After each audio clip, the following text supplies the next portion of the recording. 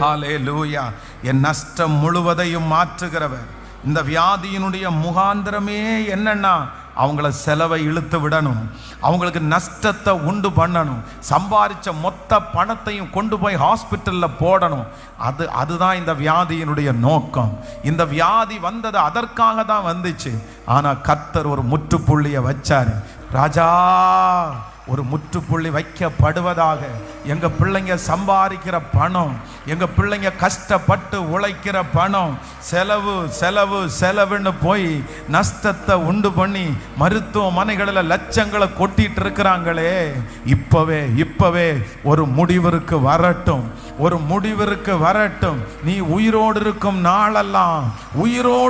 நாளெல்லாம் பலம் பலன் பலன் பலன். ஐயா, மோசையினுடைய 120 வயசுல அவனுடைய கண்கள் இருளடையவில்லை, அவனுடைய சரீரத்தில்